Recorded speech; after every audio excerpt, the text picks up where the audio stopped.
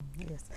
జనరల్‌గా కోదండరామ్ గారు అంతకుముందు రాజకీయ పాఠాలే చెప్పారు అంతే కదా, పొలిటికల్ సైన్స్ ప్రొఫెసర్‌గా. దాంతో పాటు విద్యార్థులకి సరే మీరు డైరెక్ట్‌గా చెప్పారా, ఇండైరెక్ట్‌గా చెప్పారా, రాజకీయ పొలిటికల్ సైన్స్ మీరు వాళ్ళకి బోధించినప్పుడు వ్యవస్థలో ప్రజాస్వామ్యానికి విరుద్ధంగా వ్యవస్థ నడుస్తున్నప్పుడు ఆటోమేటిక్‌గా అందరూ కూడా ప్రశ్నించారు. ప్రశ్నించే తత్వాన్ని కూడా మీరు నేర్పారు. ఆ తర్వాత ఉద్యమంలోకి డైరెక్ట్‌గా వచ్చేశారు. ఈరోజు మీరు ప్రభుత్వంలో చేరుతున్నారా అనేది వస్తుంది, లేదా మీరు మద్దతు ఇచ్చిన ప్రభుత్వం ఈరోజు వచ్చింది.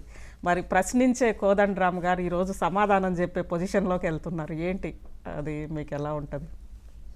అంటే మేము కూడా కొంచెం కలవచ్చు అని అనుకోవటానికి రెండు కారణాలు ఉన్నాయండి. మొదటిది ఏంటంటే, ఇప్పుడు మేము కోరుకున్నట్టుగా ఒక ప్రజాస్వామిక తెలంగాణ అనే లక్ష్యానికి కట్టుబడి పనిచేస్తాం. నిజంగానే ప్రజాస్వామిక తెలంగాణ నిర్మాణం కోసం పనిచేయాలంటే నిరంకుశత్వాన్ని మూలాలతో పెకిలించి వేయాలి. ప్రజాస్వామ్యాన్ని నిర్మించటానికి ఆ అసమానతలను తొలగించి సామాజిక మూలాల్లో ఈ నిరంకుశ పాలనకున్న మూలాలను తొలగించకపోతే మనం ప్రజాస్వామ్యాన్ని తేలేము అని రాహుల్ గాంధీ గారు మాతో అన్నారు. అంటే కేవలము మనం ఏదో ఈయన ఓడిపోగానే ప్రజాస్వామ్యం వస్తుందని కాదు, ఈ సమాజంలో నిరంతరం ప్రజాస్వామిక విలువలను పెంపొందించాలి. దానికోసం నిరంతరం మనం పనిచేయవలసి ఉంటుంది.